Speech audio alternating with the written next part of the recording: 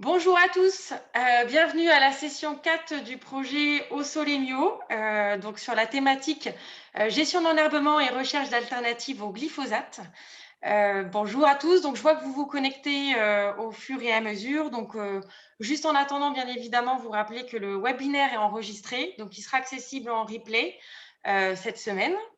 Et puis que, comme vous le savez, comme les sessions précédentes, vos caméras et vos sons sont coupés car on a plus de 150 inscrits. Mais surtout, n'hésitez pas à nous communiquer vos questions via le chat en ligne et on essaiera d'y répondre en direct. On aura une petite séance pour répondre à toutes vos questions. Voilà, donc pour cette session, j'ai le plaisir d'avoir autour de l'écran Sophie Gardette, notre directrice à l'APAD, donc l'APAD, Association pour la promotion d'une agriculture durable. Nous avons aussi Alicia Régis, qui est coordinatrice du projet Solutions ACS. Et puis Alicia, donc, est accompagnée de Christian Fourdren, donc, qui est agriculteur en ACS, donc en agriculture de conservation des sols dans l'Oise, et qui est participant à la fois au projet Au Solémio et au projet Solutions ACS. Et puis, sans oublier, nous sommes aussi accompagnés de l'Agence de l'eau. Donc, je vois Simon Bezin aussi qui vient d'arriver. Bonjour Simon, qui représente l'Agence de l'eau Seine-Normandie, donc la direction Seine-Amont. Voilà, et qui ont financé et qui ont accompagné le projet Au Solémio depuis le début. Voilà, c'est parti. Je laisse Sophie faire le lien entre le projet Au Solémio, en tout cas les grandes conclusions du projet et les liens avec le projet Solutions ACS et tous les projets finalement qui sont liés à la recherche d'alternatives au glyphosate et à la gestion d'enherbement. Voilà Sophie.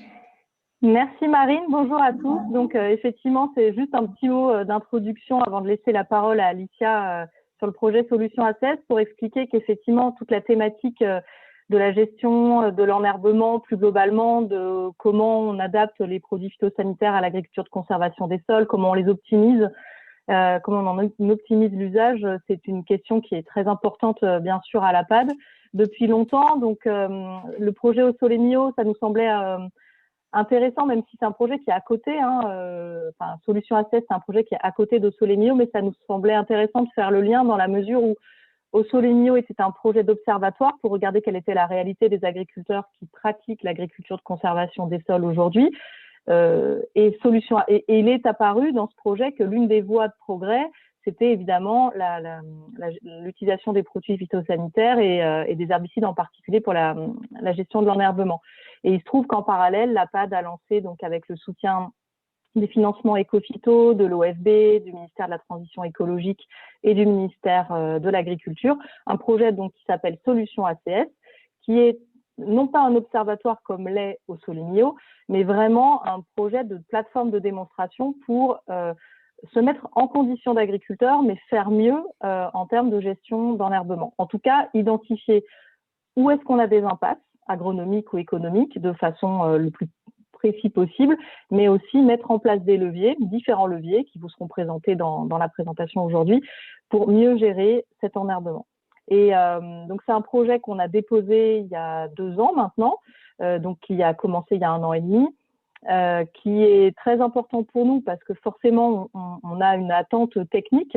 Et puis, vous savez aussi qu'il y a tout un contexte, on va dire, politique, réglementaire autour de cette question qui est important, à la fois au niveau français. Donc, vous avez, je vous présente, j'imagine que vous avez suivi tout ça, mais que l'ANSES a fait une évaluation des produits à base de glyphosate, a identifié sur la base de rapports de l'INRA, notamment, des impasses économiques agronomiques dont font partie les systèmes en non-labour, donc également l'agriculture de conservation des sols. Et donc ils ont identifié cette impasse et donc mis en place dans leurs évaluations une restriction d'usage temporaire pour que les systèmes sans labour, entre autres, il y a d'autres systèmes, d'autres usages, mais pour que les systèmes sans labour soient identifiés comme des usages qui peuvent encore utiliser du glyphosate.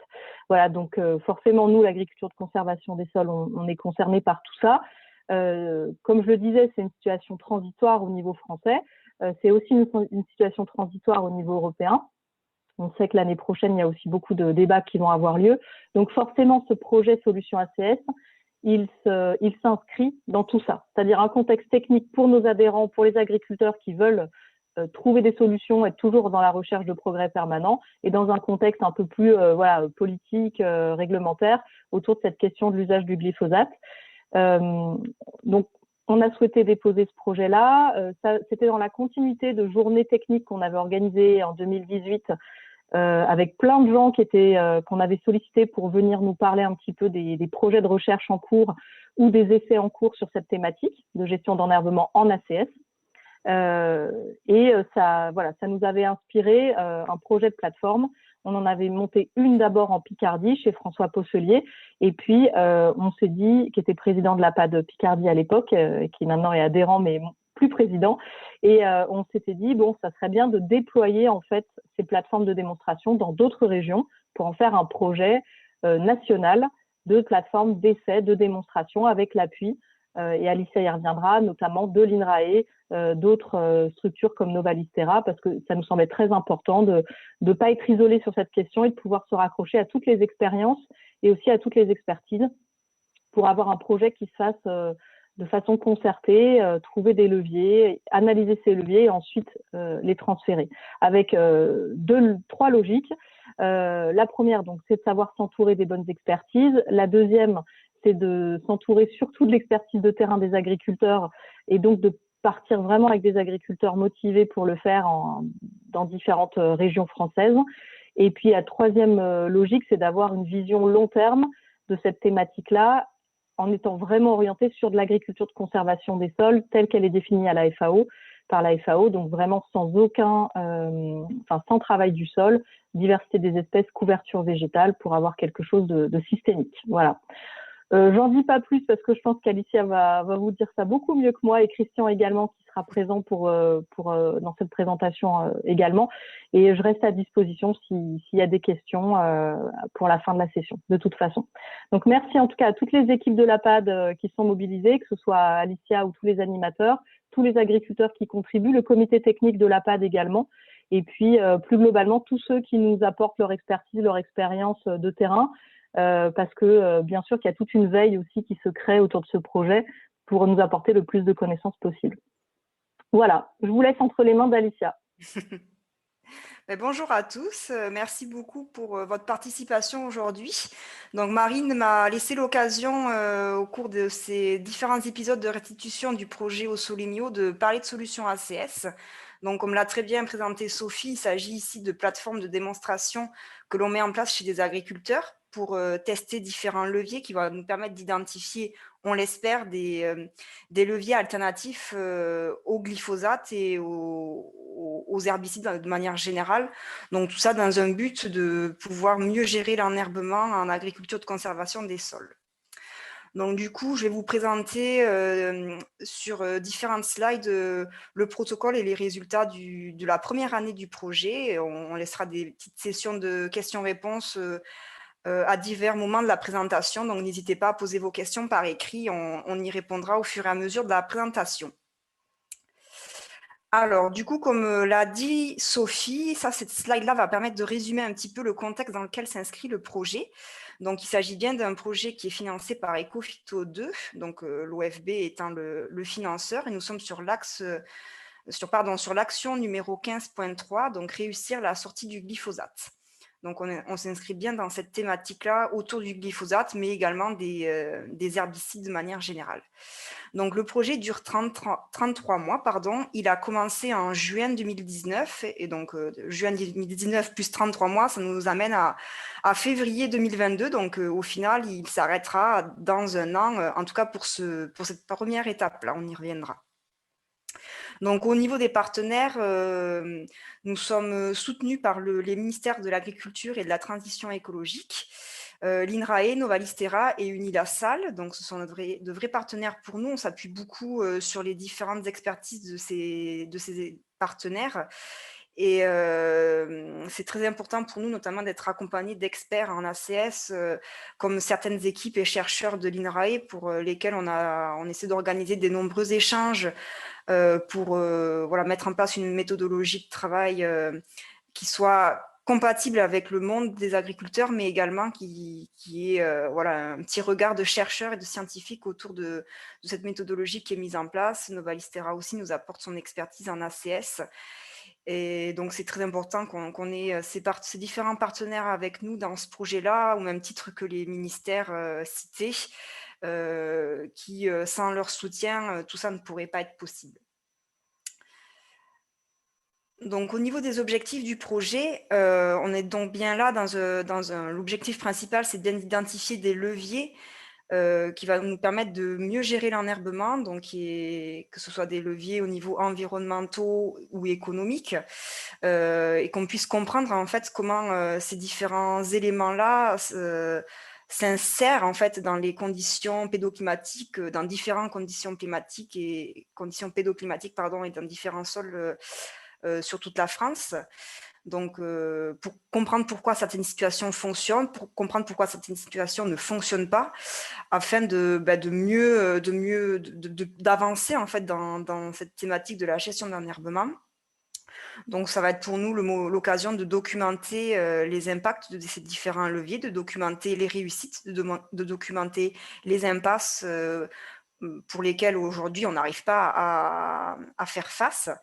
C'est également l'occasion pour nous de mobiliser les différents réseaux d'agriculteurs. Donc c'est très important cette notion de réseau agriculteur, qu'il puisse y avoir une dynamique territoriale et locale qui se mette en place autour des différentes plateformes, qu'on puisse s'appuyer sur ces plateformes pour communiquer, que ce soit en interne ou en externe, sur ces différents leviers qu'on identifie.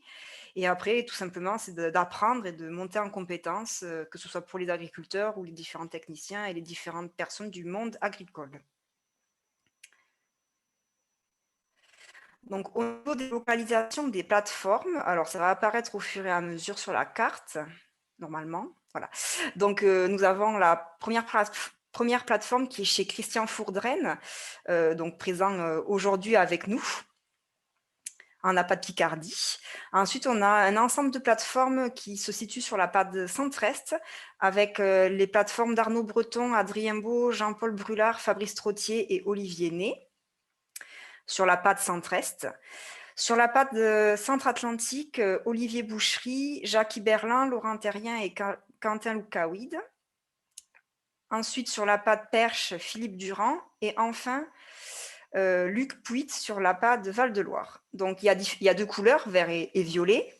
Donc, en fait, les 5 plateformes vertes, ce sont les plateformes qu'on appelle communes. En fait, c'est le noyau dur de notre projet Solution ACS sur le long terme. Ce sont ces plateformes, on les appelle communes, en fait, parce qu'elles ont un protocole commun qui suit le même fil conducteur, sur lequel on va venir tester les mêmes leviers que je vous décrirai juste après, mais dans différents contextes pédoclimatiques.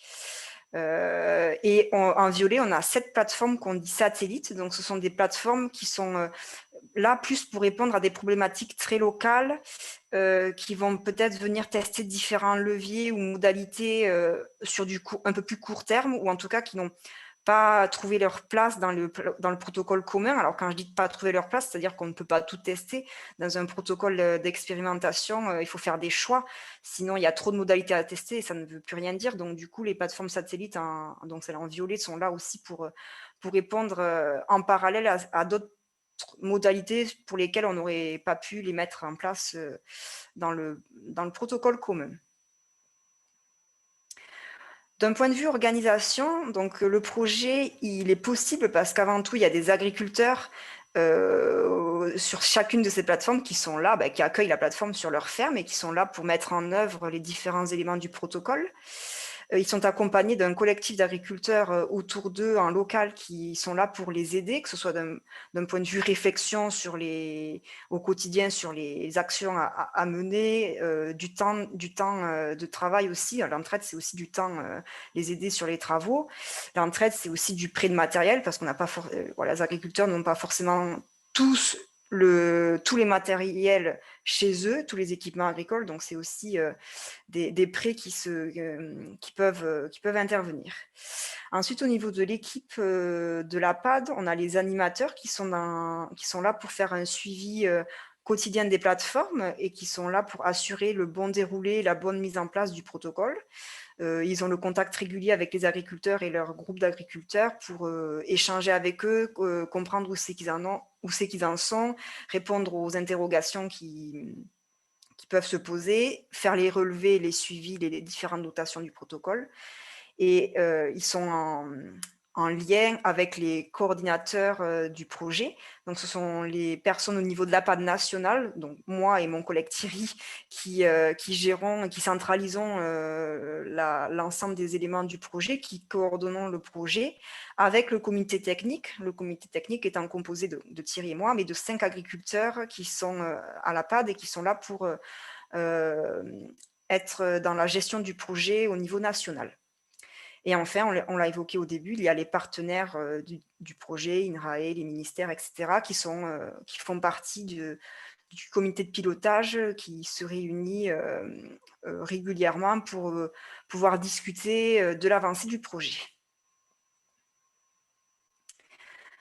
Alors, au niveau des leviers testés, on teste différents leviers, qu'ils soient chimiques, mécaniques ou biologiques. Donc, au niveau des leviers chimiques, on va avoir des stratégies de désherbage et de fertilisation à adapter à chaque système. Et on va avoir une fertilisation qui prend en compte les équilibres nutritionnels d'oligo-éléments et de macronutriments et micronutriments au niveau de la plante et du sol.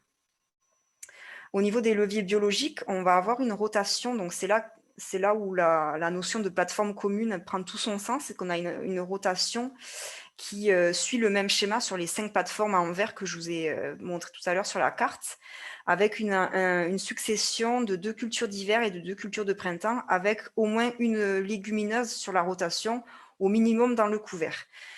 Pour nous, ça nous semblait être la meilleure rotation pour gérer au mieux l'enherbement. Donc, ces 5 plateformes suivent cet enchaînement, cette rotation. Ensuite, on est là pour vraiment comprendre le fonctionnement biologique des sols avec les différentes actions que l'on mène sur toutes ces années de projet. Et on vient faire de la fertilisation biologique avec notamment la couverture des sols permanente. C'est un des piliers ACS et c'est bien sûr maintenu ici.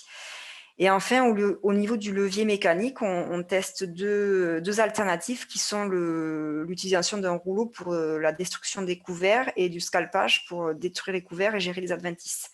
Donc, je vous présenterai le plan de la plateforme juste après. On pourra visualiser avec ce plan-là comment s'articulent ces différents leviers et quelles sont les modalités du projet. D'un point de vue suivi, notation au cours du projet, on a un important suivi de l'enherbement avec des notations adventices qui sont réalisées tout au long de la saison.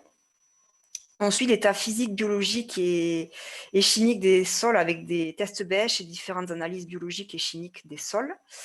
On suit bien sûr les rendements et les différents paramètres de qualité de production comme le PMG ou le taux de protéines. Et enfin, on va aussi se concentrer sur des éléments économiques avec le calcul des charges ou des temps de travaux. On va aussi calculer les IFT. C'est pas forcément écrit dans cette slide, mais j'y reviendrai. Voilà, on va calculer pas mal de paramètres aussi pour pouvoir avoir un suivi global de ce qui se passe sur le projet et pas uniquement le rendement ou la gestion des adventices. Alors, au niveau des éléments qui sont non mis en place, donc ça a été des choses qui ont été discutées. Donc, on peut se demander pourquoi on n'a pas mis les outils de désherbage alternatifs qui sont innovants, un peu comme du désherbage électrique ou thermique. Donc, c'est des choses qui ont été évaluées. D'ailleurs, il y a toujours une veille qui est en cours par rapport à ça. On a pris des contacts, notamment avec l'entreprise Zasso. Mais en 2019, ça a été compliqué d'avoir un prototype ou une machine opérationnelle pour le programme Solutions ACS. Donc, on n'a pas forcément mis en place dans ce protocole-là, mais on est toujours en veille de ce qui se passe chez ces différents constructeurs et on ne ferme pas du tout la porte sur pouvoir tester s'il y a jamais une opportunité qui se crée de tester ces différents éléments.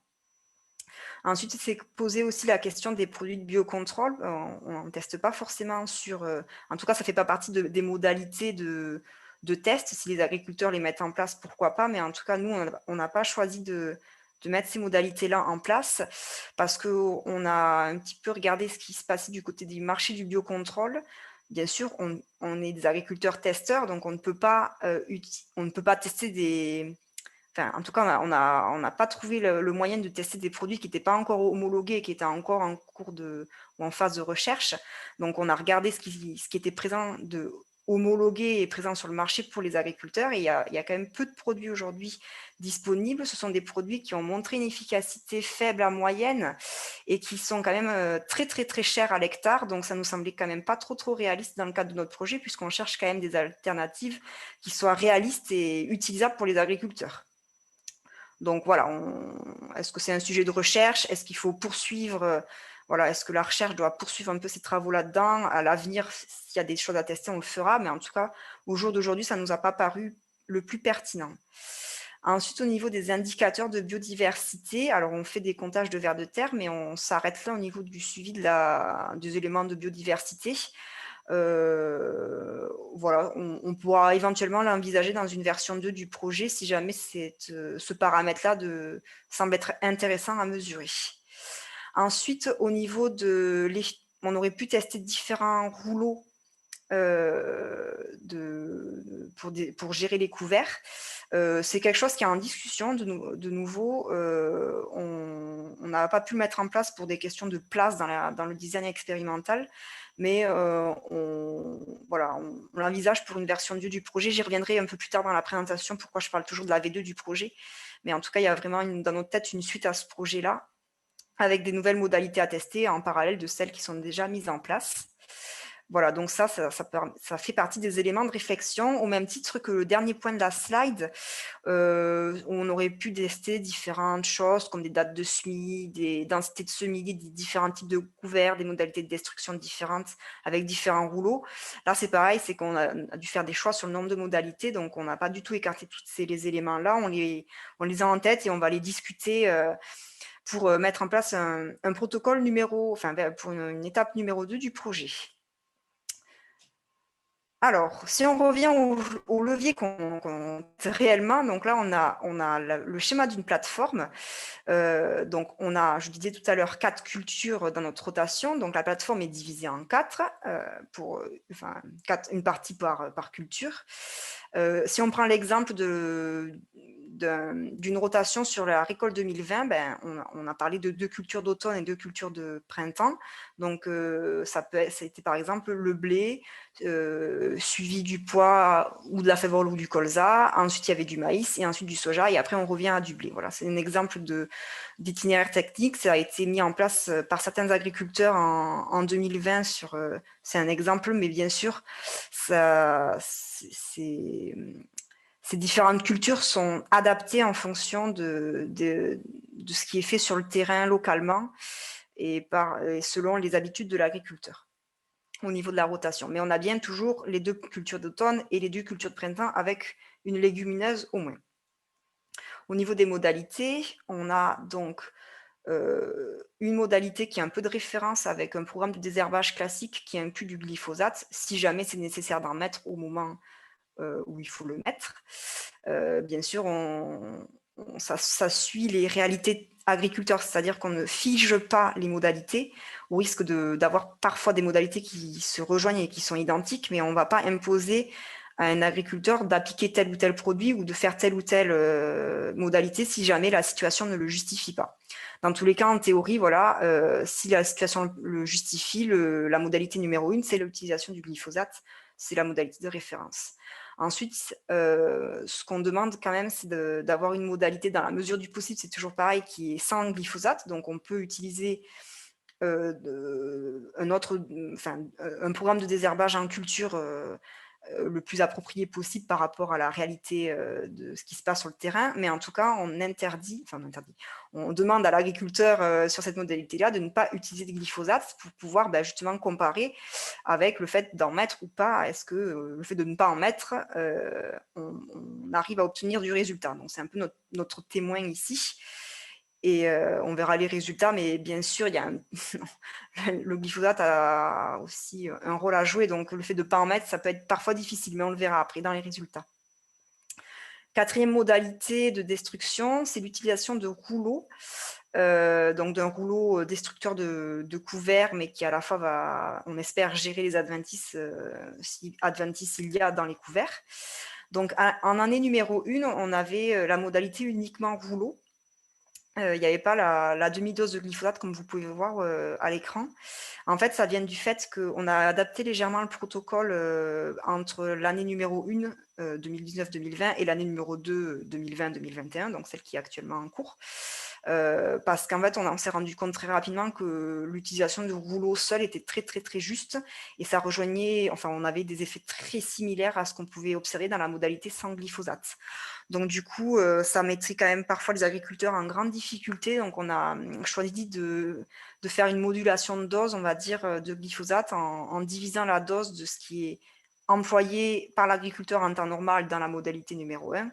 Et là, on divise la dose en 2, donc c'est en temps normal pas suffisant pour l'agriculteur, enfin, a priori. Donc, on le combine avec l'action du rouleau pour espérer avoir une combinaison de leviers avec une dose réduite de glyphosate. En dernier, on a le scalpage. Donc là, il n'y a pas de glyphosate qui est utilisé dans cette modalité et on remplace par du scalpage. Alors le scalpage, il faut le comprendre sous le sens, on vient sur les maxi 4 premiers centimètres du sol arracher les plantules ou les racines des adventices présentes. C'est on va dire un travail du sol détourné pour l'agriculture de conservation des sols, où on essaie d'avoir un impact très minimal sur le sol en venant gratouiller, si je peux utiliser ce terme, sur les quelques premiers centimètres du sol, dans le but de venir arracher en fait les adventices, sans toutefois perturber le sol dans les centimètres un peu plus en profondeur. Voilà, donc ça c'était à l'horizontale, et donc vous voyez que chaque culture est découpée à la verticale avec des petits signes qui s'appellent FC et FO. Alors tout simplement, FC c'est le sigle de fertilisation classique et FO c'est le signe de la fertilisation optimisée. Donc du coup, pour la fertilisation classique, on va venir, enfin l'agriculteur va fertiliser selon les recommandations, enfin, comme il a l'habitude de faire. On a fait des prélèvements de sol, des analyses de sol, donc il y a des recommandations sur les apports chimiques à faire. Donc l'agriculteur suit cela et fait son programme de fertilisation.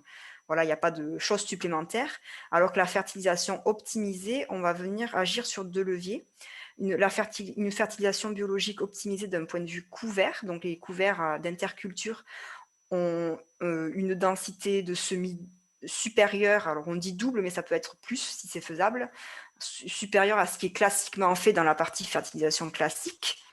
Ça, c'est sur la partie fertilisation optimisée biologique, et on a une partie fertilisation optimisée chimique avec des apports supplémentaires selon les recommandations de la méthode Albrecht. Donc Albrecht-Kingsley, elle est aussi connue sous son nom Kingsley.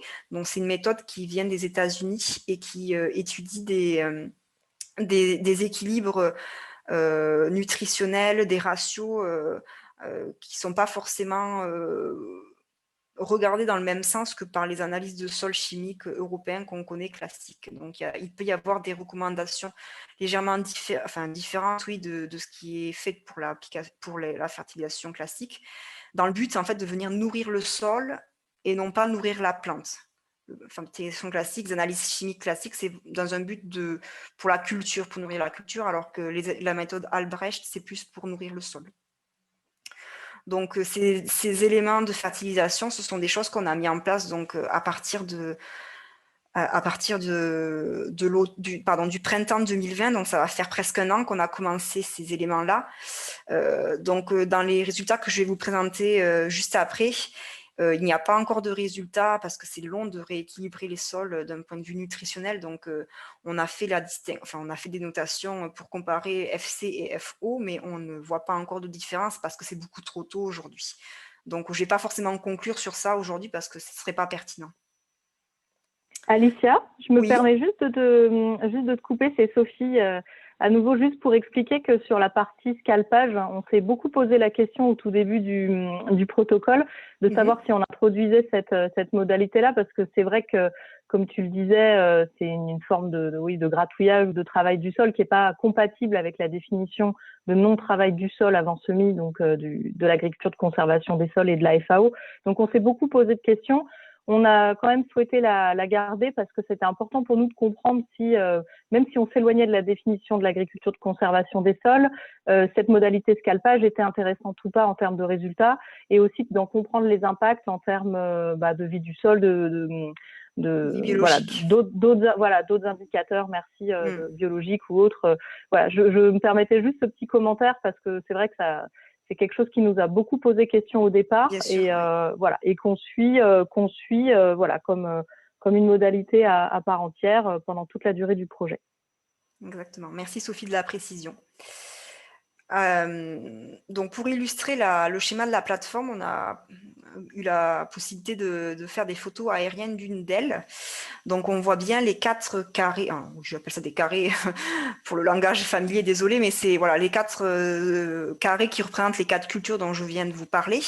Et si on regarde le carré qui est le plus proche de nous, le plus en bas, au niveau du tracteur, on voit bien les 4 bandes qui se dessinent. Donc là où il y a le tracteur, par exemple, c'est la bande, c'est les traits qui remontent à la verticale, c'est la bande glyphosate. Ensuite, il y a 2 bandes vertes, c'est la bande sans glyphosate. Donc on voit bien la différence entre action du glyphosate et non-action du glyphosate, en fait. Au semis, là, il était en train de semer le maïs ou le soja, en tout cas une des 2 cultures de printemps. Un peu plus vers la droite, on a le rouleau. Donc, c'est ce que je vous disais tout à l'heure. Le rouleau est très, très proche en termes de résultats par rapport à la modalité d'à côté du sans glyphosate. Et la bande la plus blanche, c'est la partie scalpage. Donc, on voit bien, elle n'a pas la même tête, entre guillemets, du fait de ce léger travail du sol dont on parle. J'ai pas parlé aussi, il y a une 5e bande, je l'ai pas évoqué juste avant, mais en fait, on a laissé la possibilité aux agriculteurs, c'est une bande libre en fait, donc ça c'est la bande qui est un peu grise-marron sur votre droite. C'est une bande qui est libre à l'agriculteur si jamais il veut pouvoir tester des choses en plus de ce qui est prévu dans le protocole commun, il y a cette possibilité-là. C'est un peu dans le même esprit que les plateformes satellites aussi. Donc, il y a un suivi de cette modalité-là quand elle existe chez l'agriculteur qui en a la possibilité, la place et qui a une envie de test.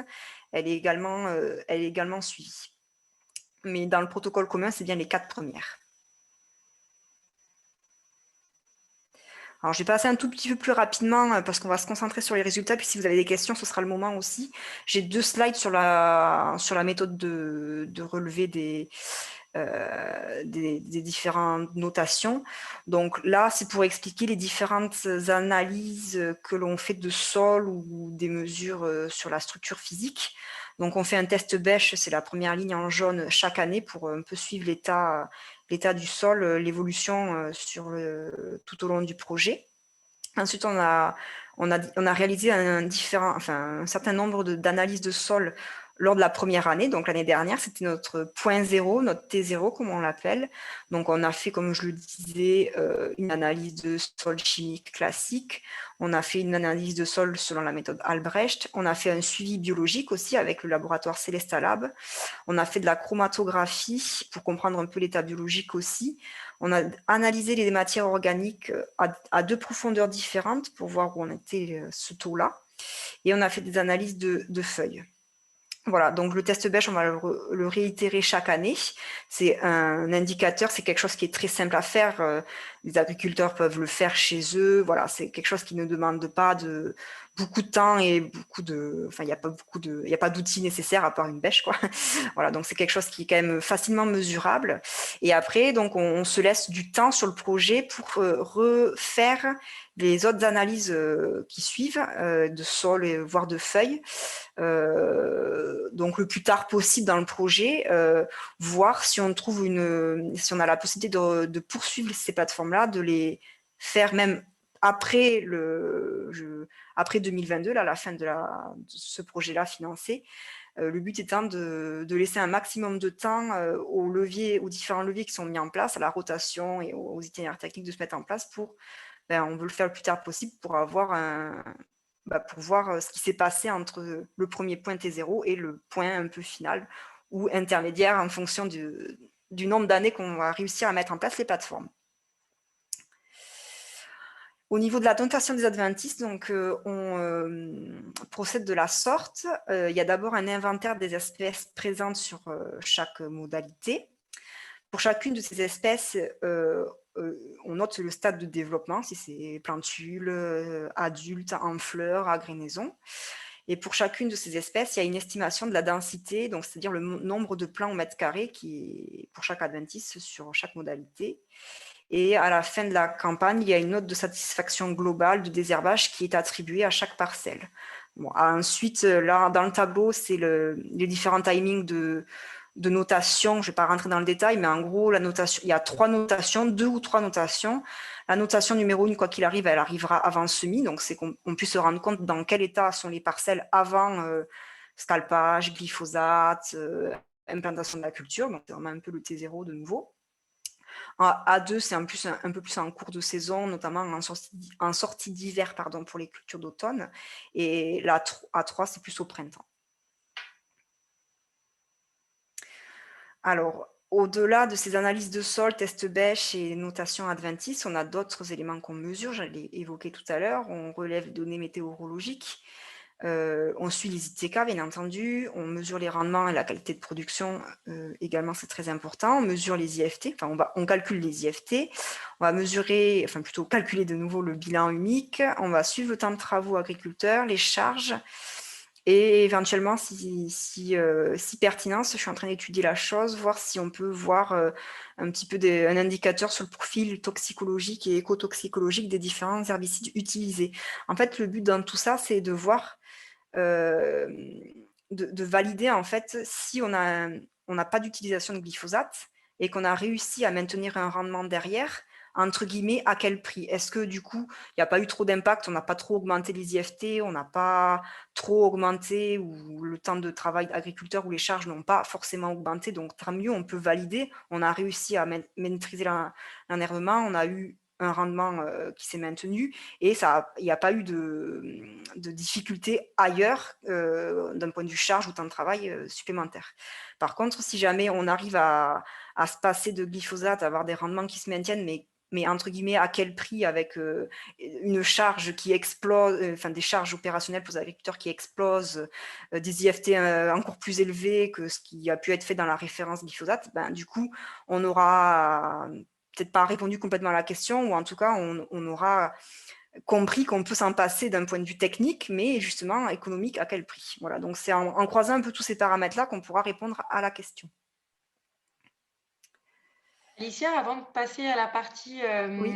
bilan, il y a peut-être quelques questions sur la partie méthodologie, donc je te propose Bien qu'on sûr. y réponde ensemble. Il y avait une première question déjà sur la surface des plateformes. Est-ce que tu as un exemple à nous donner? Alors en tout, elles sont pas toutes égales en termes de taille.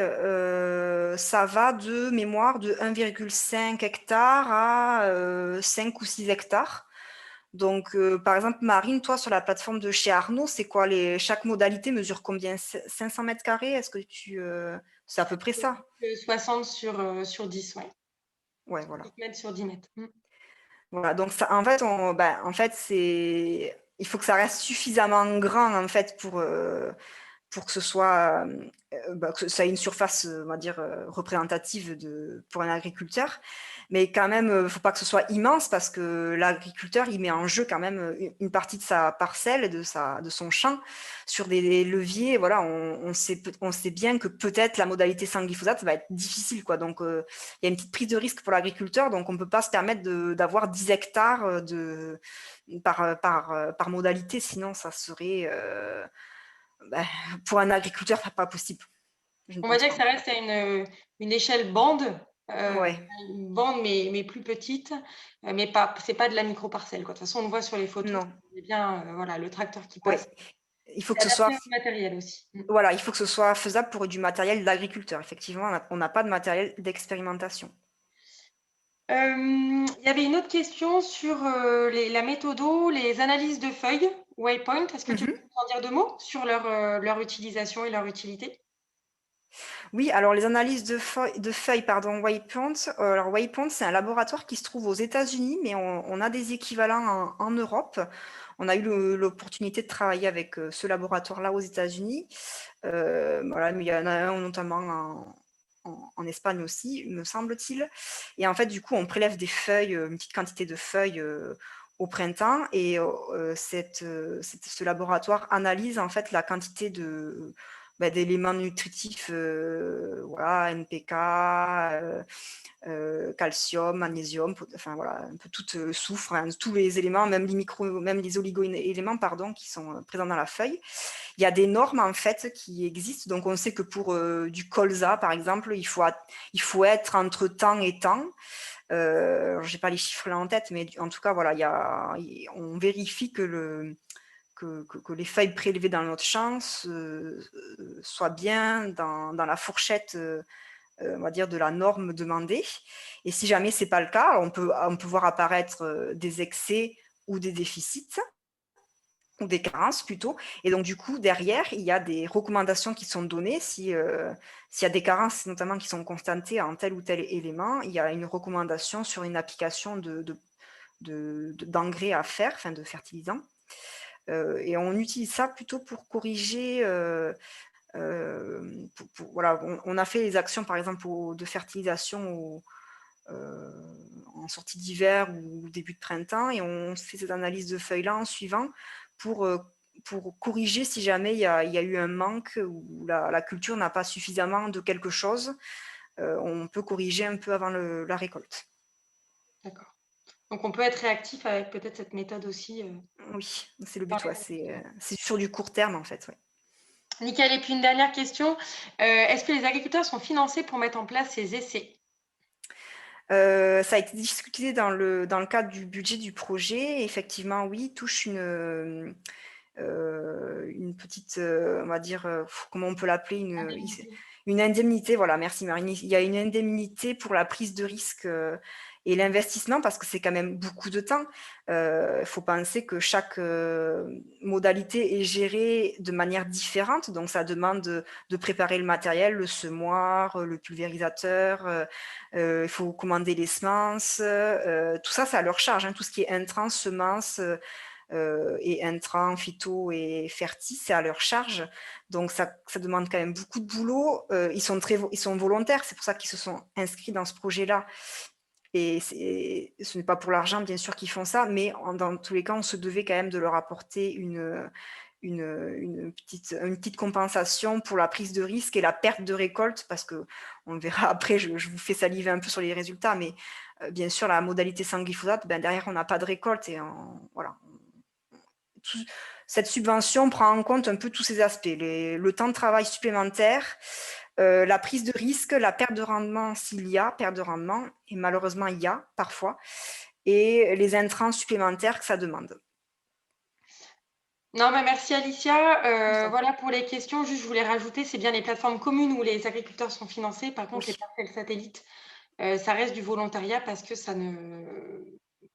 on n'a pas, je pense, le budget nécessaire pour financer toutes les initiatives sur ce sujet-là. Ouais, voilà, exactement, ça n'a pas été calculé dans ce sens-là. Ouais.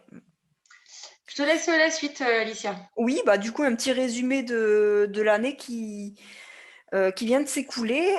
Donc, on a vraiment souligné, voilà, la forte mobilisation de toute l'équipe autour de ce projet-là. Hein. Vous vous rappelez les différents acteurs sur le petit schéma en vert tout à l'heure.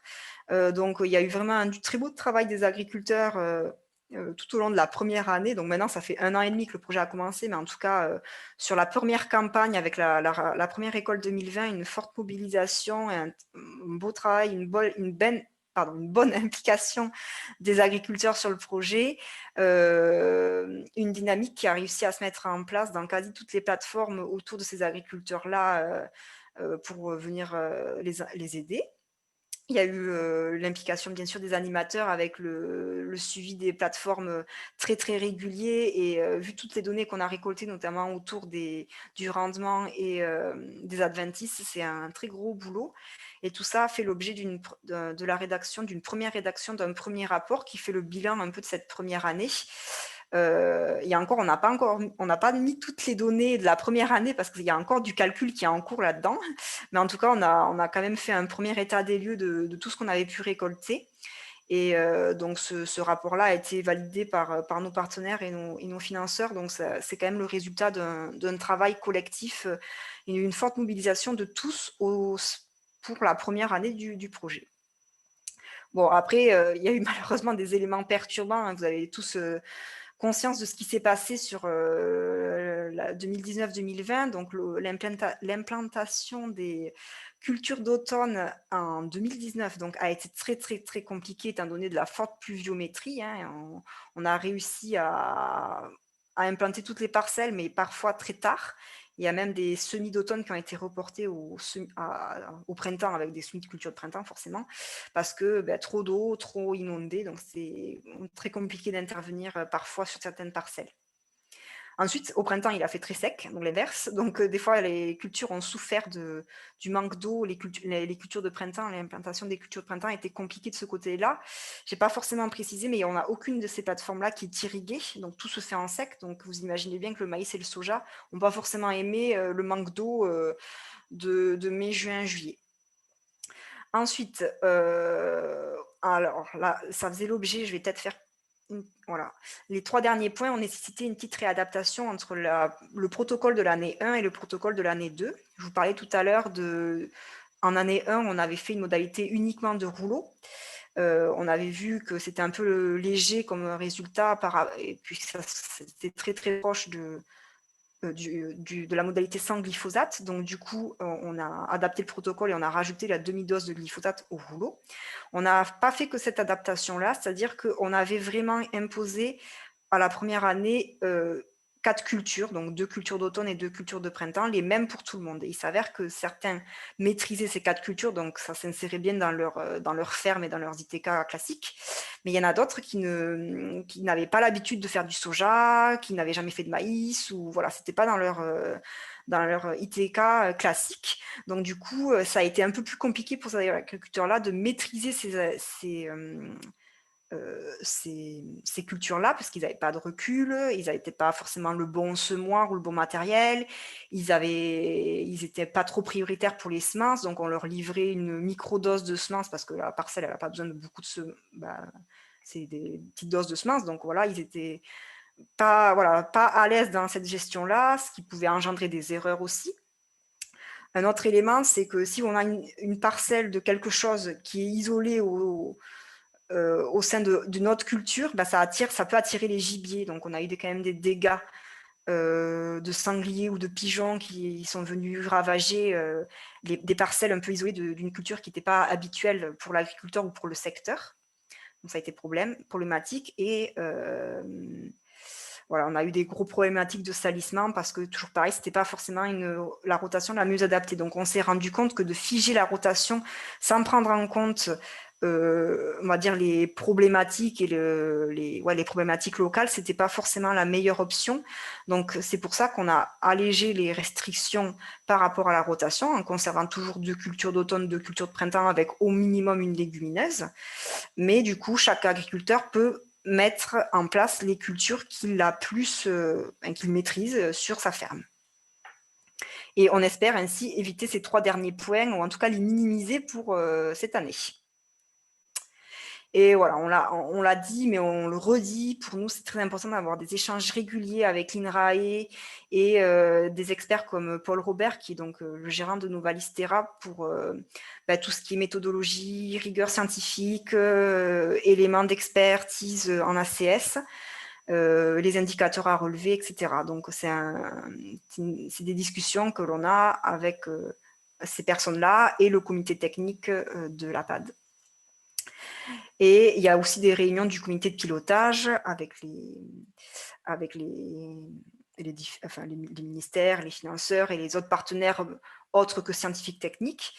L'année dernière, en 2020, avec le Covid, ça a été complexe, donc on a fait des réunions téléphoniques et on a fait une réunion physique en septembre dernier chez un des agriculteurs, donc dans la plateforme de la PAD Perche, où on a pu faire un bilan de la première année, montrer une plateforme en physique. Donc, ça a été ça a été, on va dire, approuvé, apprécié, voilà, puisque le fait de voir les plateformes, ça permet de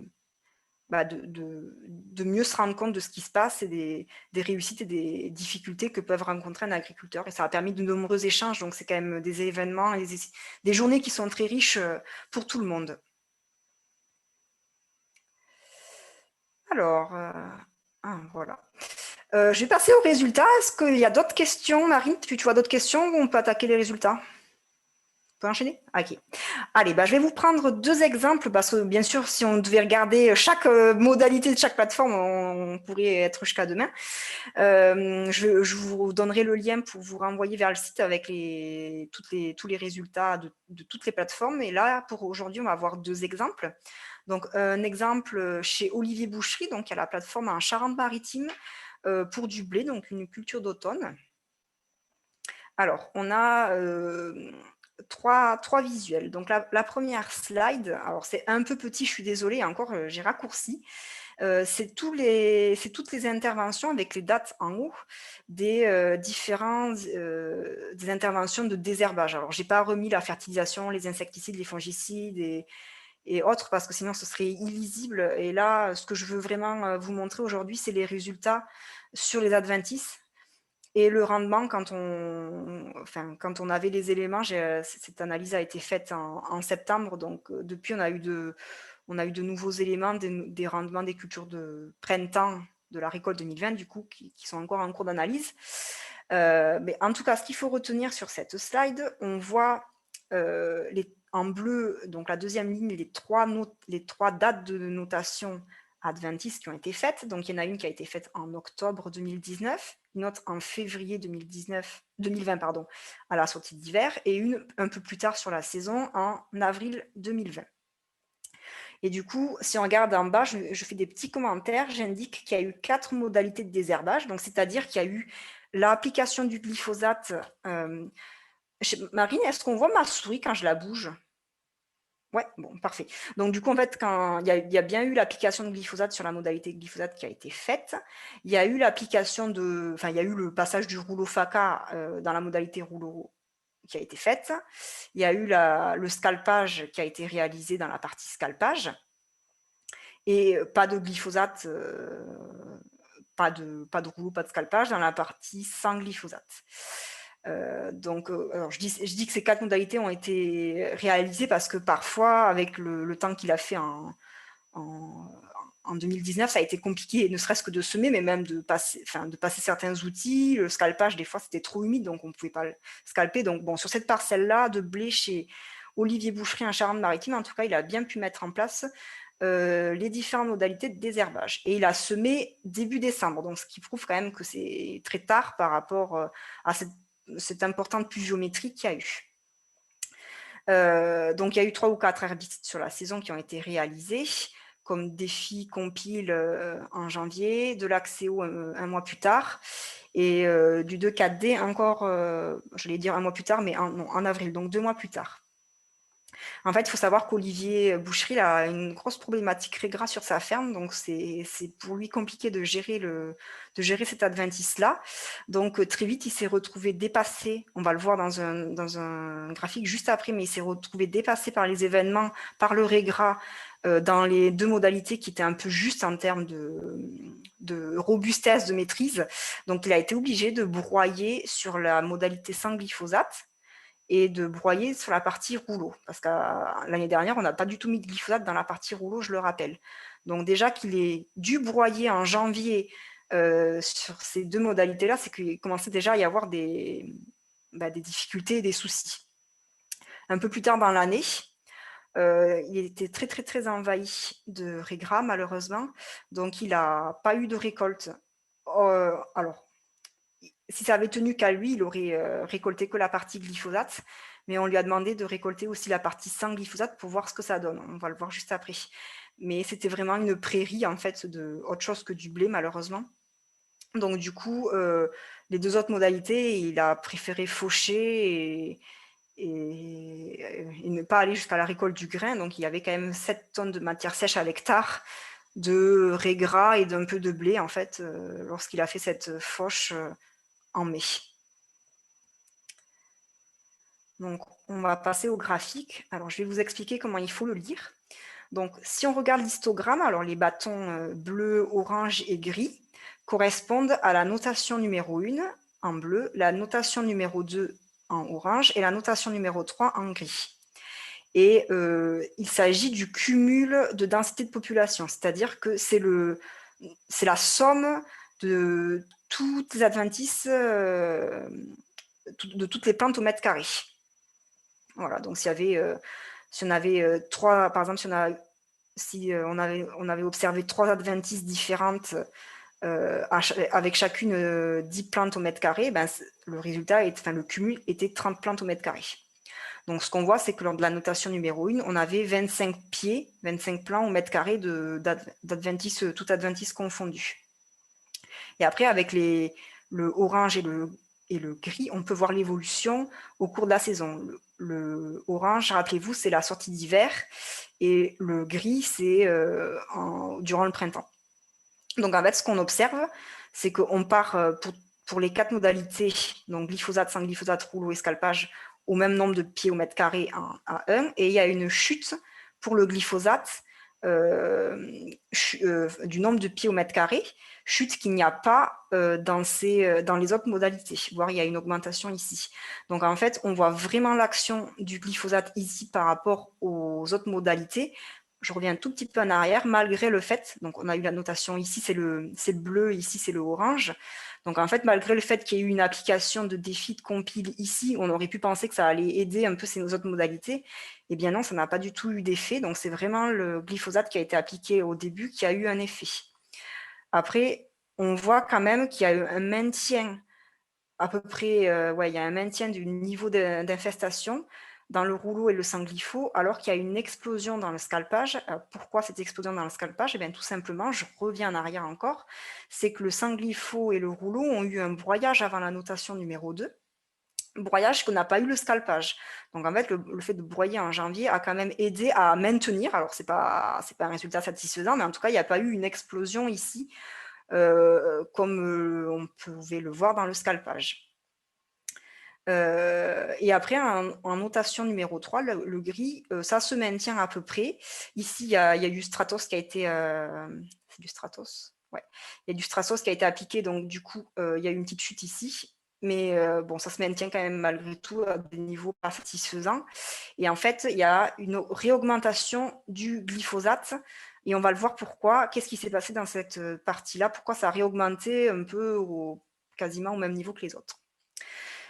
Les petits points jaunes, ce sont les rendements. Donc, je vous disais tout à l'heure, on n'a pas pu récolter de grains dans ces 2 modalités-là, et ça a été fauché, et exporté. Donc, on a eu ça a été donné à un éleveur, je crois. Il y avait du foin, du coup, à la place, mais on n'a pas eu de récolte grains, donc c'était pas du tout satisfaisant, bien sûr. Pour la modalité glyphosate, on est à presque 70 quintaux par hectare. Qui est, on va dire, un rendement moyen, voilà, après ce qu'on peut s'attendre, ce à quoi on peut s'attendre. Et on voit bien que même si à la fin, on a l'impression qu'on arrive au même niveau, à la même densité de population, on voit bien que c'est en fait la diminution entre la notation 1 et 2 qui a sauvé le rendement. L'implantation de la culture, en fait, n'a pas été gênée dans la modalité glypho, et elle l'a été dans la modalité sans glypho. Donc, c'est ce qu'on avait vraiment observé aussi pour le rouleau et le scalpage. Voilà, donc du coup, on a une chute de rendement de la moitié, voire plus. Et sur la qualité de récolte, il n'y a pas de différence.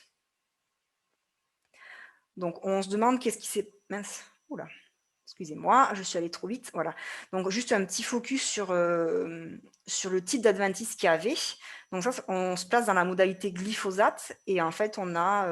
les différentes espèces qui étaient présentes, sachant que celle qui était en bleu, c'est celle qui était présente lors de la notation numéro 1.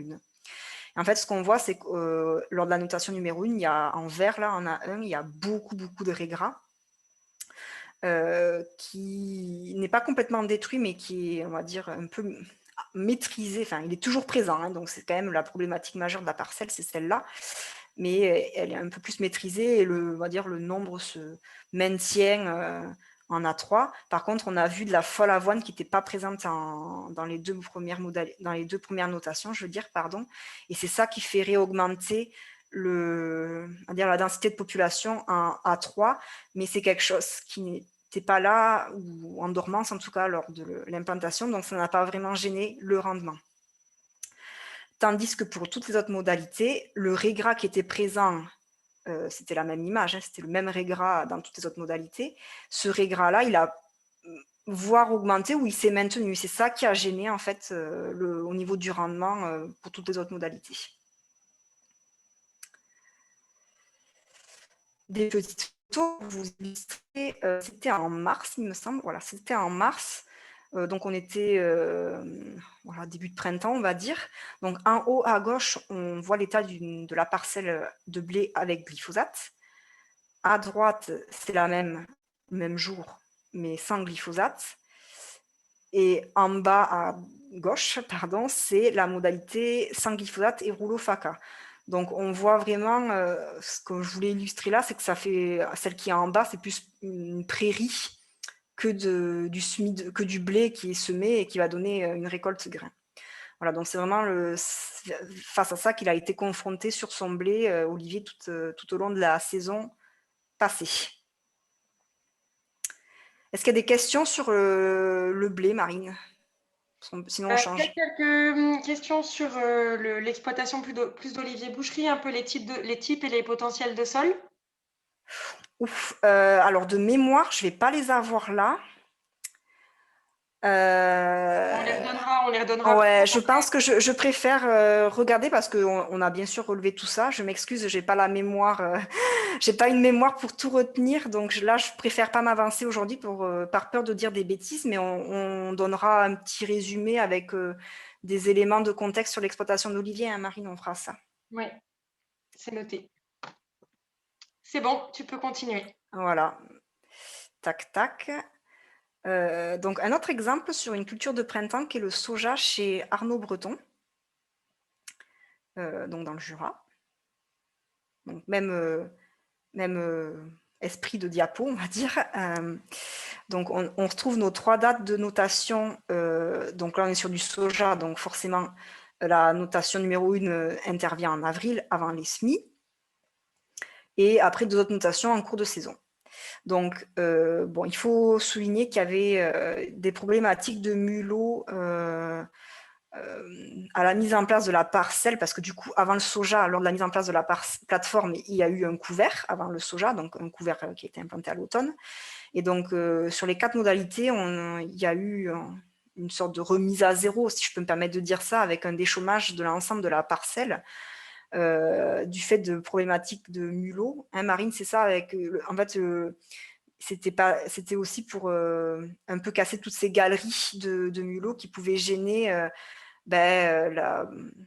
c'est ça, il fallait niveler. On est dans le Jura, du côté de Saint-Aubin, Ouais. beaucoup de prairies, beaucoup d'élevage et envahi au mulot. Il y a une grosse problématique, il y a des gros projets actuellement pour essayer de trouver des alternatives sans travail du sol, avec des herses, avec des passages un peu plus réguliers pour perturber les galeries. Mais quand on est arrivé sur la parcelle l'année dernière, pour pas perturber le projet, essayer d'aller jusqu'au bout, on a pris une décision tout en regardant bien sûr la structure du sol.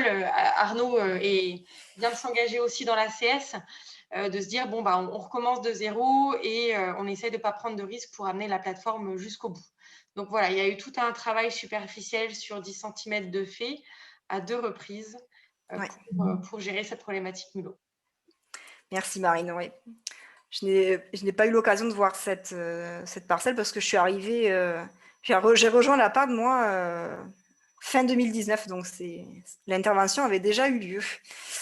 Alors d'accord, très bien, donc on avait cette problématique-là qui a nécessité cette intervention-là à l'automne, et ensuite donc l'implantation du couvert, et au printemps, l'implantation de la culture avec les 4 fameuses modalités de désherbage, donc le glyphosate, le rouleau ici, le scalpage qui avait été fait un tout petit peu plus en amont en avril, et rien, enfin pas de glyphosate et aucun outil sur la partie sans glyphosate. Bien sûr, on n'est pas en bio hein, donc on a la possibilité de mettre d'autres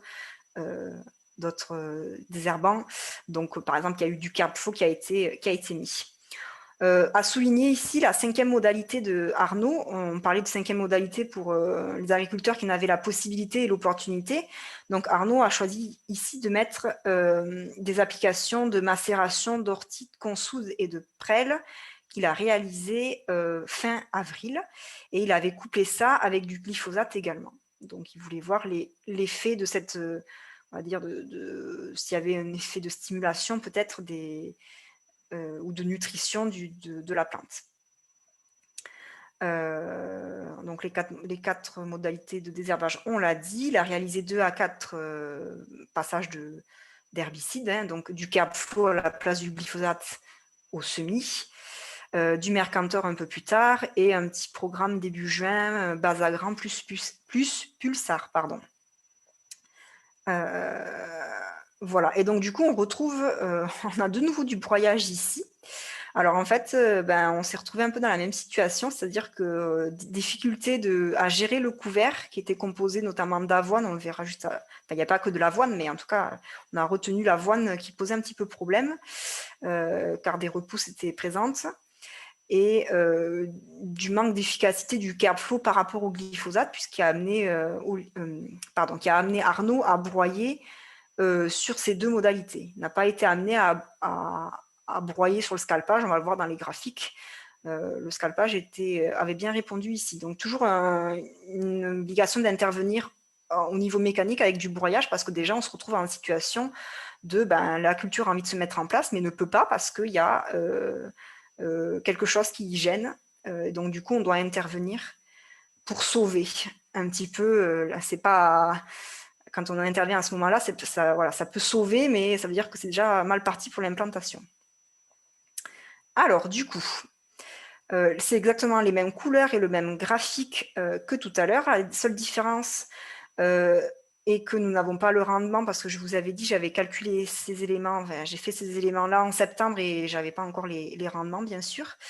Mais tout ça va suivre son cours et on présentera les résultats qui seront disponibles sur notre site internet et on communiquera autour de ça très prochainement. Donc, ce qu'on constate, c'est que en notation A1, c'était assez hétérogène sur la densité de peuplement, contrairement à l'exemple d'avant où on avait la même densité de peuplement en adventice sur les 4 parcelles. Là, c'est un peu plus hétérogène, donc assez fort pour le glyphosate et le sans glyphosate. Par contre, rien du tout, quasiment rien n'a été observé pour la modalité rouleau. Donc en fait, ça vient du fait qu'il y avait un couvert qui était très dense et très concurrentiel sur cette partie-là de la plateforme, c'est un bon indicateur qui aurait bien joué son rôle sur l'état d'enherbement au moment de l'implantation du soja. Donc du coup, je vais parler du rouleau, puisque je suis sur le rouleau. Donc on part de quasiment aucune adventice présente, et au final, on arrive plutôt à se maintenir avec le programme de désherbage classique qui est mis sans glyphosate et le passage du rouleau. On arrive à maintenir un niveau quand même correct d'adventice présente sur la parcelle. Si je reviens un peu en arrière, le glyphosate, donc il était quand même bien infesté, parce qu'on était presque pas tout à fait, mais on était à 140 pieds au mètre carré, donc c'est quand même, imaginez au mètre carré 140 pieds de adventice, quoi, c'est énorme. Et donc du coup, il n'y a quasiment plus rien grâce au glyphosate, puisqu'on passe de 140 à peut-être 10, enfin même pas 5. Donc ça a été un bel effet, contrairement au sans glyphosate, où là, on était vraiment très, très enherbé au début, et le CarbFlow, hein, souvenez-vous, on a mis du CarbFlow ici, et même les autres programmes qui ont été faits en cours du mois de mai, pardon, n'ont pas du tout suffi à maîtriser l'enherbement, et on est vraiment en pleine explosion, même si ça redescend un peu, on voit bien la grande difficulté qu'il y a eu dans cette modalité. Tandis que le rouleau, là, c'est un résultat positif, du fait de ce couvert très dense qui a joué son rôle de concurrent. On est plutôt satisfait du résultat.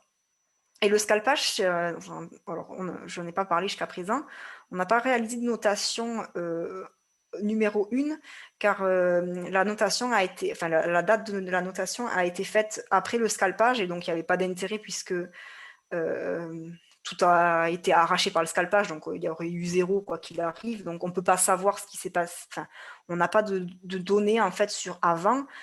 Peut-être que c'est très très bas, ou peut-être que c'est très haut du fait de l'hétérogénéité sur la partie bleue, on ne sait pas. Donc on a mis une croix parce qu'on ne sait pas, mais en tout cas, ce qui est très très positif, c'est que qu'on parte de très bas ou de très haut, en tout cas, on arrive quand même à un résultat plutôt très correct de gestion sans glyphosate, avec un programme de désherbage en culture classique, mais sans glyphosate à l'implantation et uniquement du scalpage, on arrive à quelque chose de positif. Rappelez-vous, sur la parcelle de blé chez Olivier, ce n'était pas le cas. Et la macération, c'est un peu le même schéma que le scalpage. Voilà, je pense que j'ai tout dit à peu près sur cette partie. Alors, ce que je vais illustrer après... Ah, zut, excuse-moi, j'ai encore défilé trop vite. Voilà. Ce que je voulais expliquer là, c'est qu'on comprenne quelle adventice il y a eu, quelle flore il y a eu sur la partie sans glyphosate, quelle est cette explosion-là qui était difficilement maîtrisable et qui a amené Arnaud à broyer. Hop. Donc du coup, c'est surtout l'avoine qui était implantée dans le couvert, qui était ingérable. Alors l'avoine, c'est le rouge-marron là un peu, donc c'est ici, qu'on retrouve ici aussi, et du raie gras également qui s'est développé, donc qui a beaucoup gêné l'implantation de la culture. C'est surtout ça qui a été pénalisant. Et après, il n'y avait pas que ça, il y avait du seigle aussi, qui était issu du couvert et des matricaires épensés. Mais la problématique majeure, c'était l'avoine ingérable, ou difficilement gérable, on va dire, et le raie gras qui est apparu, qui était déjà là, mais qui s'est développé en tout cas.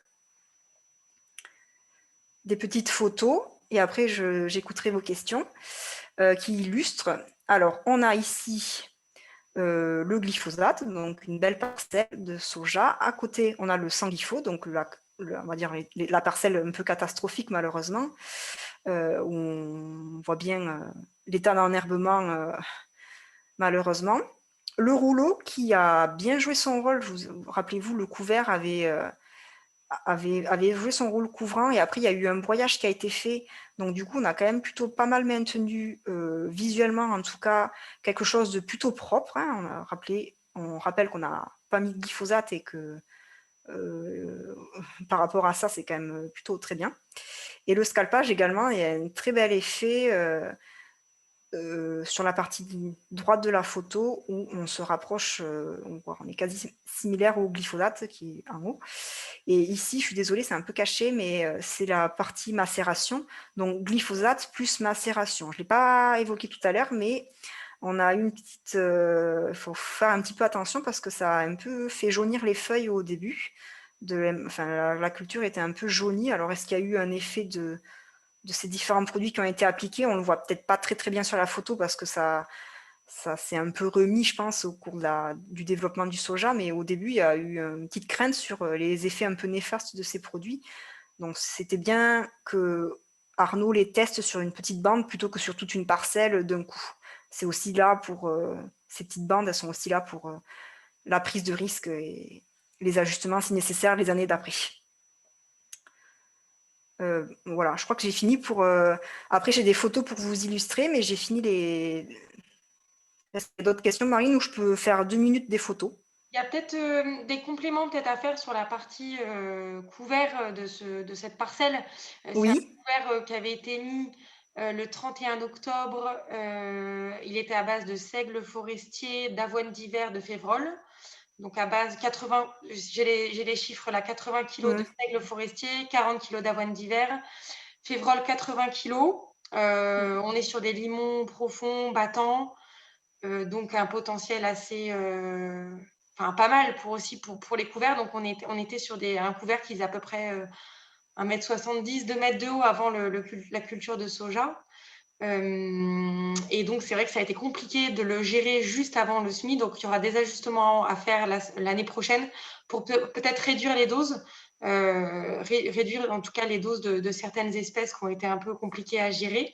Mais ça a été voilà, on est arrivé à 4 tonnes de matière sèche, donc assez correct pour une mise en place en agriculture de conservation des sols. Mais c'est vrai que sans l'effet du rouleau, Arnaud a dû broyer, mais a dû aussi exporter sur la partie sans glypho le vert pour donner de la lumière au soja.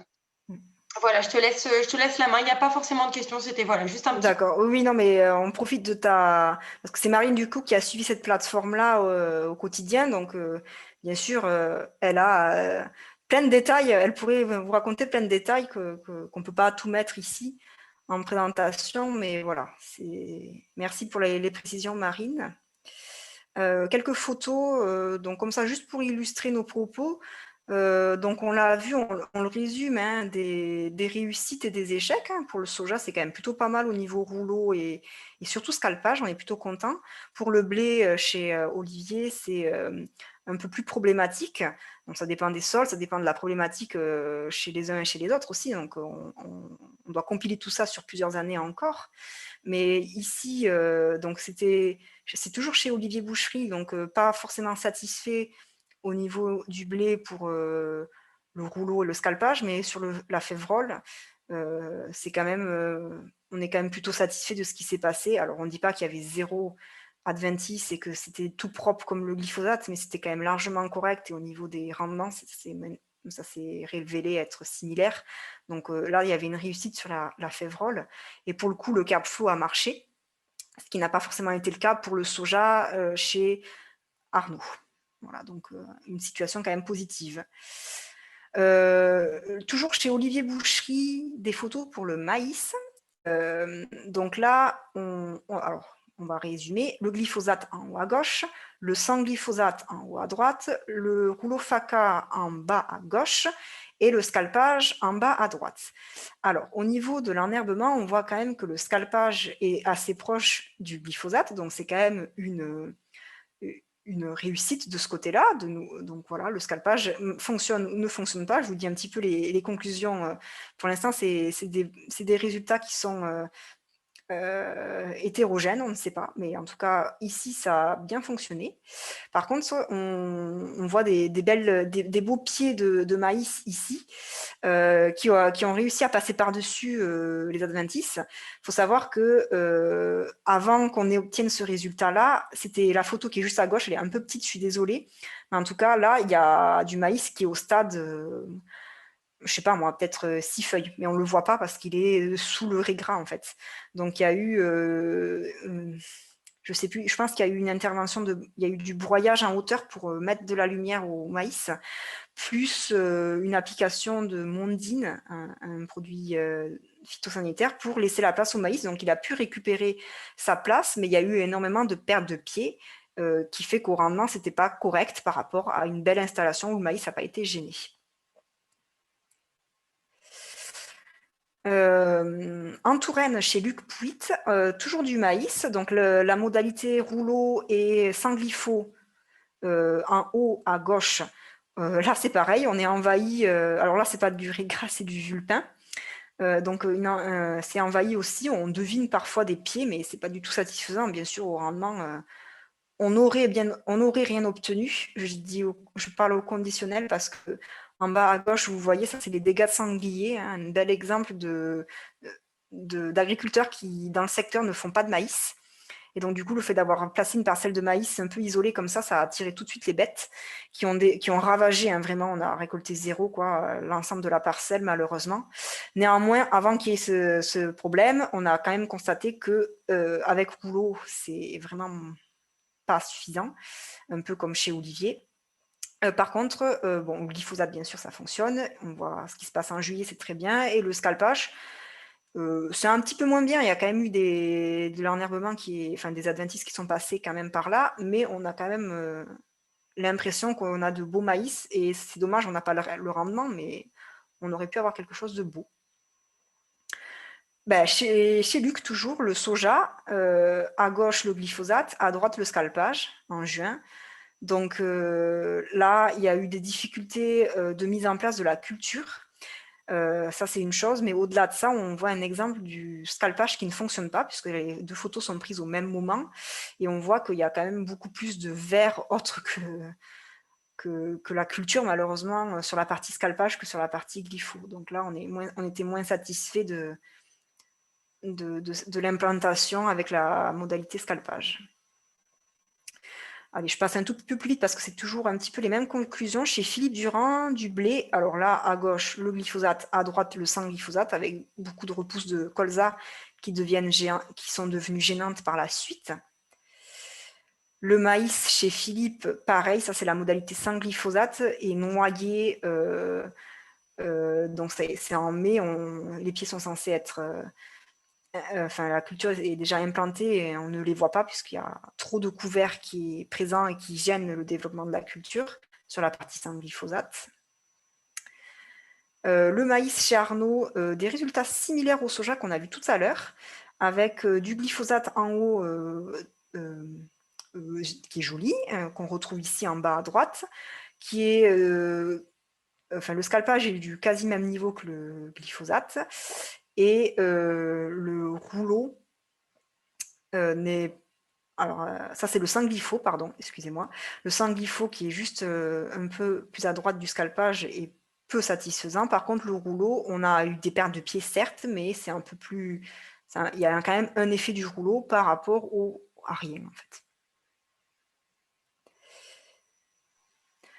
Voilà, donc pour résumer, vous l'avez compris, au niveau des résultats adventistes, je parle, c'est sur cette première année, on a donc eu forcément, comme on s'y attendait, une bonne réponse de la modalité glyphosate pour faciliter l'implantation des cultures dans des situations où on a des problématiques de fort enherbement comme le régras ou le vulpin. C'est clair qu'aujourd'hui, c'est une solution, c'est un outil à la disposition des agriculteurs qui est nécessaire. Par comparaison, lorsqu'on supprime le glyphosate, qu'on ne remet rien d'autre à l'implantation de la culture ou qu'on le remplace par un rouleau FACA, ça nous semble aujourd'hui pas suffisant pour venir gérer l'enherbement dans ce genre de situation difficile. Et en tout cas, ça remet fortement en cause le développement de la culture au cours de la saison et le rendement qui s'ensuit.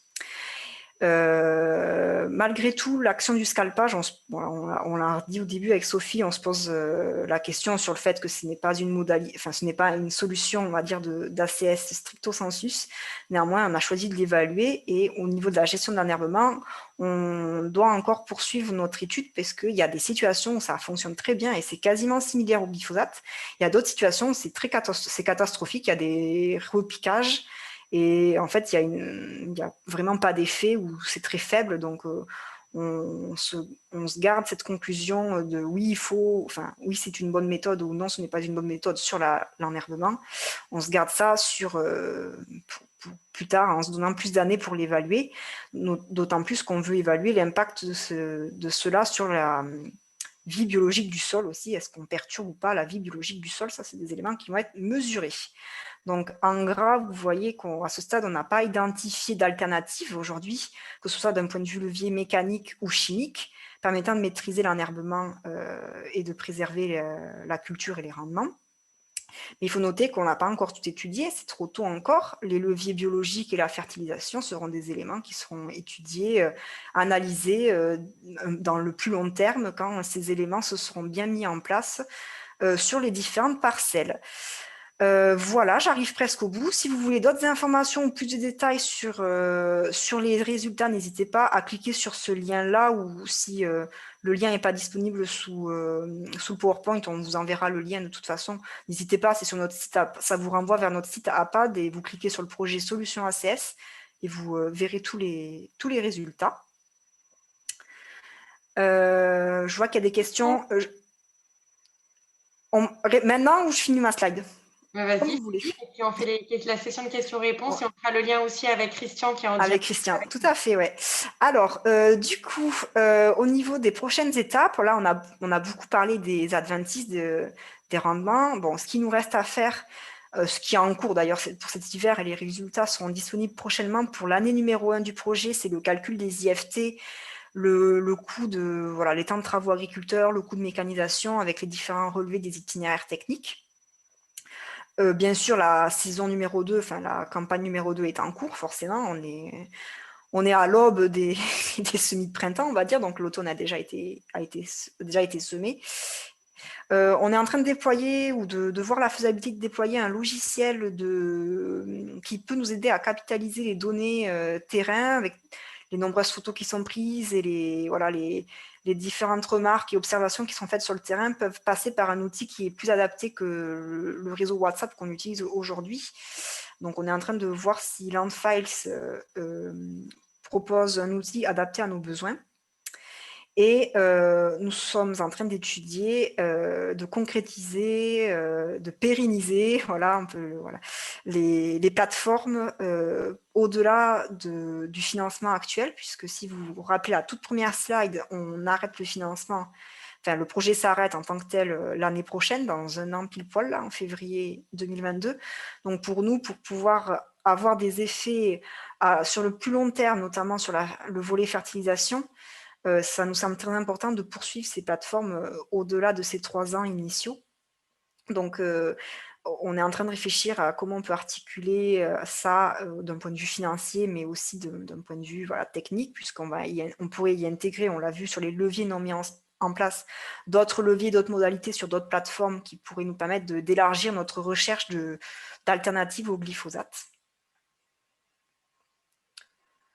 Voilà, donc les perspectives, c'est vraiment ce que je viens de vous dire, c'est quid des différentes dates et densités de semis, que ce soit de couverts de culture, est-ce qu'on ne peut pas étudier différents types de couverts, que ce soit d'un point de vue espèce, mais aussi variété dans différentes régions, peut-être différentes modalités de destruction avec différents types de rouleaux, etc. Donc tous ces éléments seront discutés très prochainement avec nos partenaires en 2021, vraiment pour donner une suite aux plateformes actuelles et voir si d'autres plateformes peuvent être mises en place pour tester ces modalités-là qui n'ont pas encore, où on n'a pas mis l'accent encore, même si c'est peut-être étudié dans certaines plateformes satellites, c'est pas forcément encore étudié de manière appuyée à l'échelle nationale.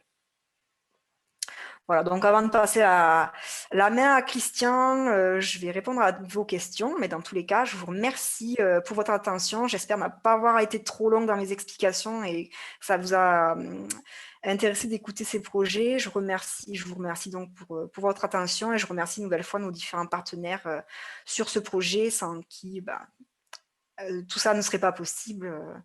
Voilà, que ce soit agriculteurs, salariés et partenaires extérieurs à la PAD. Merci Alicia. Du coup, il y a des questions un peu plus techniques sur le scalpage et sur D'accord. Donc sur le scalpage, c'était savoir, alors c'était peut-être peut-être dans certains cas que tu as en tête, savoir si le scalpage avait été fait à quel moment par rapport au semis, et puis si les échecs en scalpage étaient en relation peut-être avec la météo post-scalpage, c'est-à-dire est-ce qu'il a plu juste après le scalpage. Alors, le scalpage a été réalisé dans la plupart des cas environ 15 jours avant. Alors, c'est pas mathématique, hein, c'est aussi en fonction de la faisabilité météorologique de l'agriculteur, c'est-à-dire qu'il faut que ce soit réalisé en conditions sèches et que ça corresponde à une période de quelques semaines avant le semis de la culture. Donc, dans la plupart des cas, ça a été réalisé 2 à 3 semaines avant semis. Mais effectivement, je n'ai pas croisé l'échec ou la réussite du scalpage avec des données météo. Pour l'instant, il n'y a pas de corrélation, mais effectivement, on va réétudier ça avec attention, effectivement, pour voir si, pour l'implantation des cultures de cette année, donc à l'automne qu'on vient de passer là en 2020, et au printemps de cette année, il n'y a pas des éléments de contexte qui se recroisent avec les événements climatiques. Ok Alicia, une deuxième question sur la partie couvert. Comment, donc c'est vrai que tout à l'heure on a donné l'exemple du couvert fait chez Arnaud. Comment vous avez choisi les couverts avant, par exemple maïs et soja? Est-ce que c'est des couverts communs aux 5 plateformes? Alors, du coup, oui, sur la première année, c'était des couverts qui avaient été choisis. Alors, j'aime pas trop le terme imposé, mais qui avaient été, oui, malgré tout, figés dans le protocole pour la première année. Donc, oui, il y avait, c'était avoine, tu l'as dit tout à l'heure, en plus c'était avoine plus seigle d'un côté et avoine, seigle et févrole, je crois, de l'autre. Il y avait au niveau du détail, c'était à peu près ça, donc ça avait été assez figé quand même pour la première année. Et exactement comme les cultures de la rotation, en fait, on s'est rendu compte que le fait d'imposer des couverts, des espèces de couverts ou des mélanges aux agriculteurs et sans forcément prendre en compte leur contexte, ça pouvait amener à des difficultés de mise en place du couvert et de développement du couvert, ou à l'inverse, trop de couverts. C'est jamais mauvais d'avoir trop de couverts, mais en tout cas, des questionnements relatifs à la gestion du couvert au printemps pour l'implantation de la culture d'après. Je ne sais pas si ça répond tout à fait à la question, Marine. Dans tous les cas, ces couverts-là ne sont plus imposés désormais aux agriculteurs. Le mélange n'est plus imposé aujourd'hui. Donc, les couverts qui sont avant les 2 cultures de printemps de cette année sont très différents d'une plateforme à l'autre aujourd'hui. Ok, non, mais ça montre que voilà, il y a une évolution par rapport à l'année dernière où on essayait de faire de manière, on va dire, coordonnée, homogène et à une adaptation locale. Je pense que c'était ça aussi la question. Non, mais je vais te laisser la main avec Christian, Alicia. Eh bien, très bien. Alors, je passe la main à Christian. En fait, l'idée de cette petite intervention de Christian, c'est qu'il puisse vous faire part en fait des raisons qui l'ont amené à rejoindre Solutions ACRS. Alors, je l'ai intitulé Pourquoi avoir rejoint Solutions ACS. Donc, en fait, Christian, est-ce que tu pourrais nous expliquer en quelques mots, déjà nous présenter le contexte dans lequel s'inscrit ta ferme et pourquoi tu as choisi de rejoindre cette belle aventure, les problématiques auxquelles tu dois répondre et voilà, les éléments qui t'ont amené à nous rejoindre. Oui, merci Alicia pour cette présentation bien complète. Alors bon, moi je suis sur une exploitation d'une centaine d'hectares, principalement céréalières, sur des terres très hétérogènes, limono-sableux et sablo-limoneux, avec un petit peu d'argile, un petit peu de silex, enfin, ce qu'on retrouve un petit peu dans la région. J'ai eu problématique régras assez carabinée sur l'ensemble de l'exploitation. Je suis passé en ACS depuis automne 2015. Donc, j'ai fait 5 campagnes complètes en ACS et j'entame ma 6e campagne. Après de longues années en TCS, avec un passage aussi en semi-direct au début des années 2000 qui n'a pas bien fonctionné et que j'ai très vite abandonné. Et puis, ce qui m'a fait penser à faire une plateforme sans glyphosate sur la région, c'est que il n'y avait rien au nord de Paris. Et je pense que c'était la solution de le faire sur l'exploitation, puisqu'il y a du régras, il y a la problématique salissement qui est là, qui est à gérer sur le long terme. Et l'arrêt du glyphosate va faire que on n'a pas d'autre solution que de se pencher sur ce problème et de travailler sans pour l'avenir, pour les années à venir.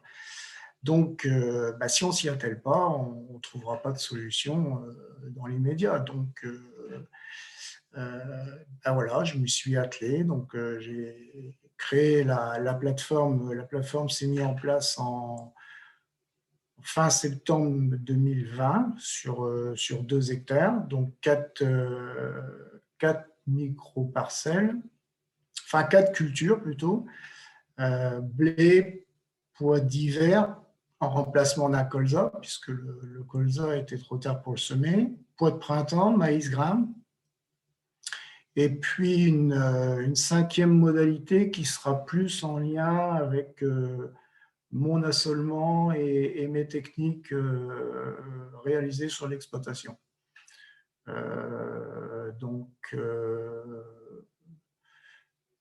Actuellement, le blé est implanté, les pois d'hiver sont implantés, ça se passe plutôt pas trop mal pour l'instant. Donc, à voir dans les mois qui vont venir pour les autres cultures.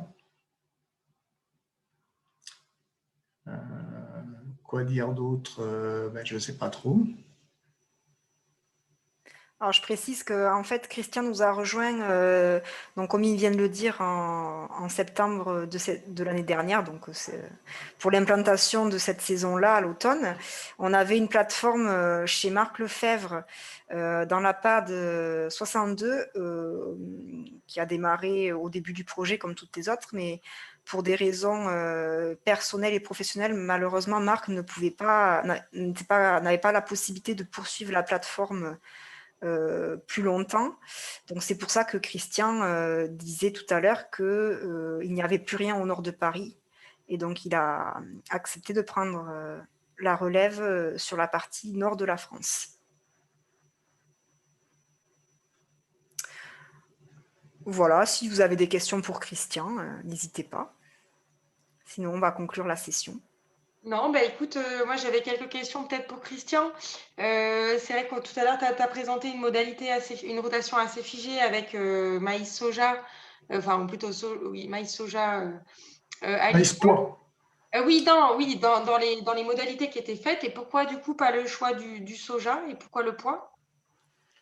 Le soja sur l'exploitation, j'en ai jamais fait, donc je maîtrise pas du tout. Le pois, c'est quelque chose que je maîtrise. Après, ça aurait pu être une févrole, ça aurait pu. J'ai pris le pois parce que c'était ce qu'il y avait dans mon assolement, c'était ce qu'il y avait dans la région. Le soja, on n'en a pas encore vraiment beaucoup dans mon secteur. Donc, c'est quelque chose que je ne maîtrise pas du tout et je préfère aller sur quelque chose que je maîtrise plutôt qu'aller à la pêche aux informations, savoir comment on fait, avec quel désherbage, etc., sur une culture qui n'est pas du tout maîtrisée sur l'exploitation. Non, mais oui, mais ça rejoint un peu ce qu'on a vécu un peu partout. Pareil, chez Arnaud, ce sera du sorgho et pas du maïs. Je pense que, puis on a vu avec la diversité des parcelles, des cultures que tu nous as présentées au début, Alicia, il y en a qui sont partis sur du tournesol, d'autres du sorgho, du millet, des choses comme ça.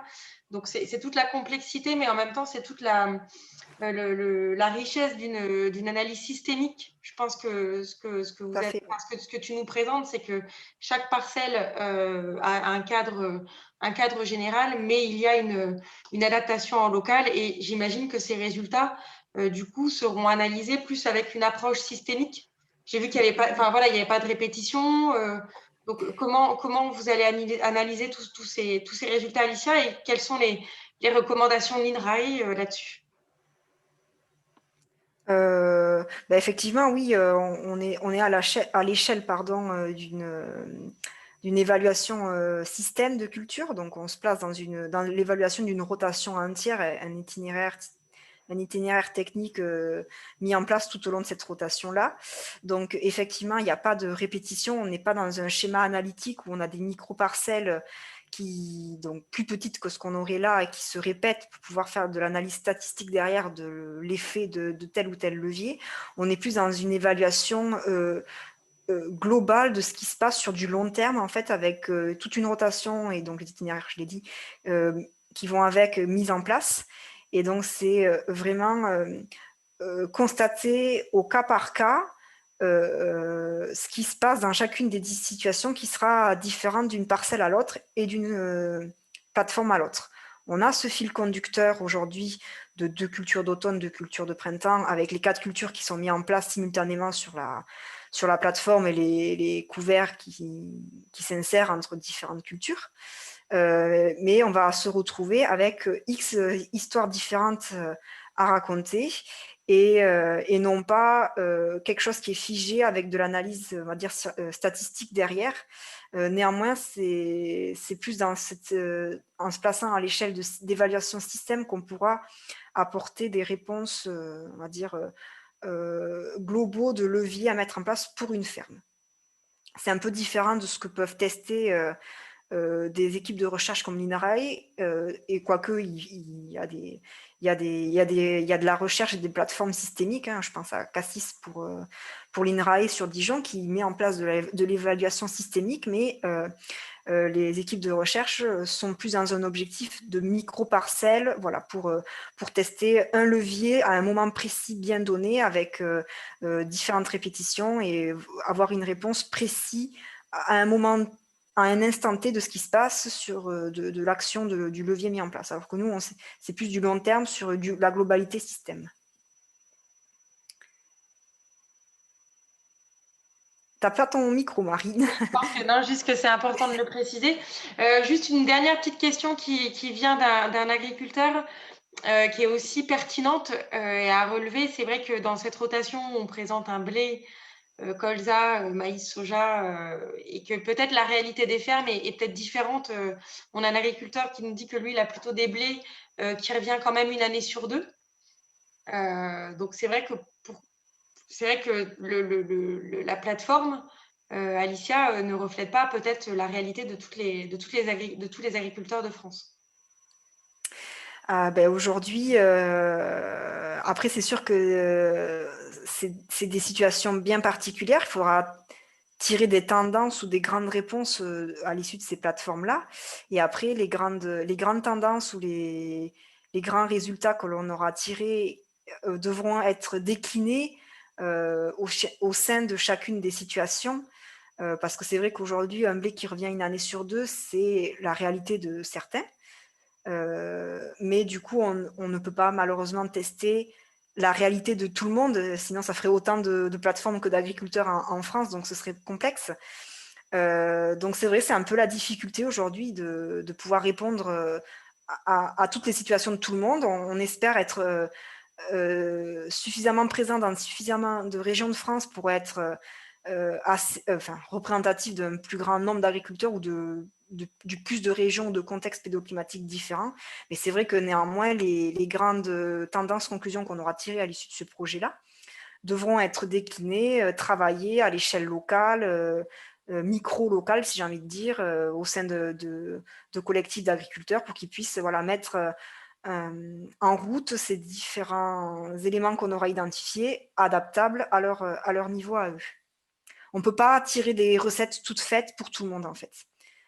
On ne peut que écrire un livre et tracer une voie, en fait, qui devra être testable, expérimentée partout. Donc, on aura des retours d'expérience, en tout cas, en conditions réelles d'exploitation. Oui, voilà. Selon ces rotations-là, dans les conditions climatiques, etc. Oui. Ok, juste, je soulève aussi une remarque d'un spectateur qui nous fait bien le point de vigilance de penser aussi à toute la valorisation économique quand on cherche à diversifier les rotations. Bien évidemment, de rechercher des débouchés, ça on l'a vu dans les précédentes sessions d'Osolemio. On en a beaucoup parlé avec les agriculteurs et c'est vrai que c'est un enjeu. On parle de diversification de la rotation économique et puis aussi pour la gestion d'enherbement, il ne faudra pas oublier tout l'aspect valorisation qui n'est pas forcément traité, c'est vrai, dans ce projet. Peut-être à voir si c'est un aspect à traiter dans la version 2. D'accord. Je vais peut-être laisser Sophie prendre la main pour conclure. Sophie, si tu es là. Et peut-être, il y a peut-être aussi Simon de l'Agence de l'eau. Si Simon, tu as aussi un mot à ajouter pour conclure, je vous laisse conclure tous les deux.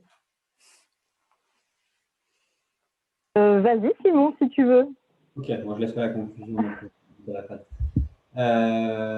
Écoutez, moi, pour conclure, ce que j'ai à dire, en tout cas, ce que je note, c'est c'est dans les mots de la fin, il y a un certain challenge à relever à se passer du glyphosate en ACS. C'est les premières conclusions que vous avez. Pour le moment, une certaine difficulté à agir sans.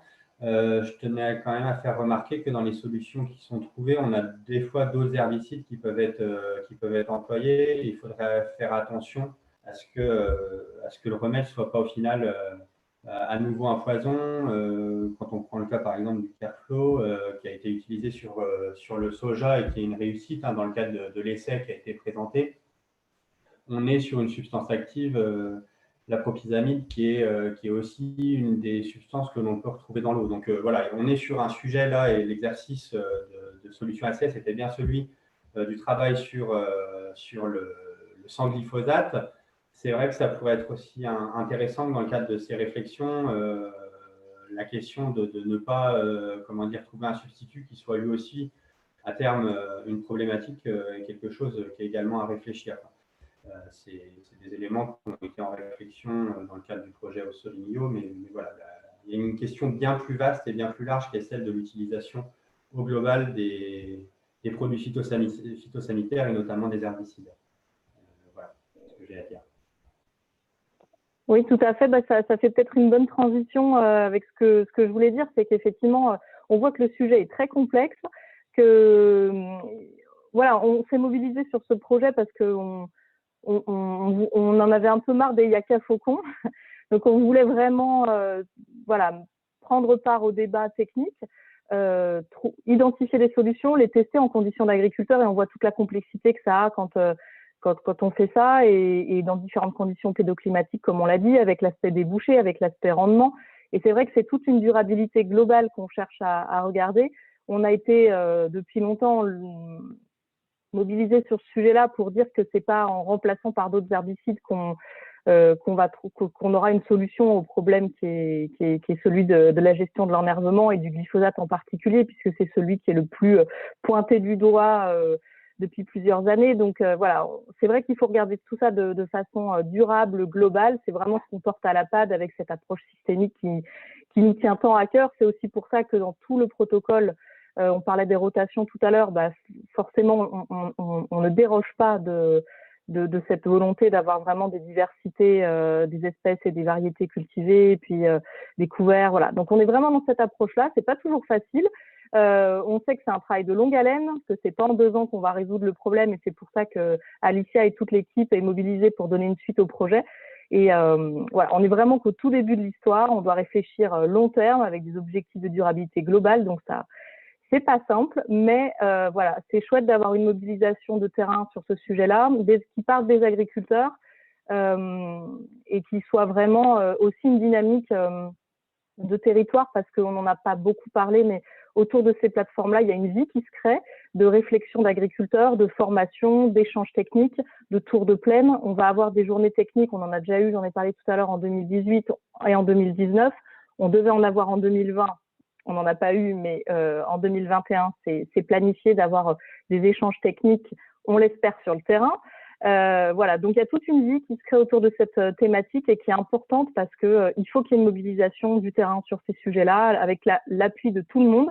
Je sais qu'autour du webinaire, il y a beaucoup d'acteurs aussi d'autres structures d'accompagnement, et ça nous tient à cœur d'échanger avec tous ceux qui travaillent sur cette thématique, parce qu'on n'y arrivera pas tout seul. Le chemin est long, mais en même temps, si on ne le prend pas, on n'y arrivera pas. Donc, il faut y aller avec toute notre bonne volonté, et puis aussi l'appui de tous ceux qui nous épaulent. Donc, voilà, encore beaucoup de travail à fournir, mais beaucoup d'énergie et de motivation de notre côté, en tout cas.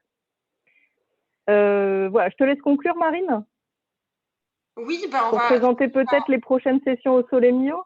C'est ça, on va conclure là-dessus. Donc, merci Alicia, Christian, Sophie et Simon pour cette séance sur cette thématique. Le sujet est vaste, et toutes les infos seront sur notre site internet. En tout cas, si vous souhaitez le détail des résultats par plateforme. Et puis, il y aura très certainement, peut-être avec la situation qui continue, mais d'autres webinaires solutions ACS l'année prochaine, pour faire une avancée un peu plus précise. Notamment, il n'y avait pas tous les rendements demi, mais on avance cette année.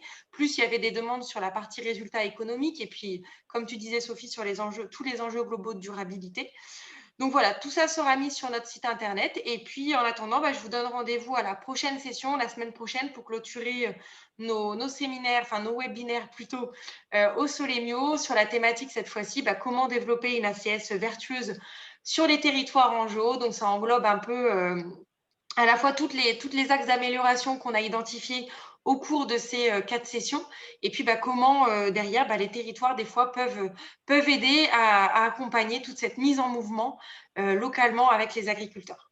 Voilà, je vous remercie à tous pour votre mobilisation, pour vos questions, et je vous dis à la semaine prochaine.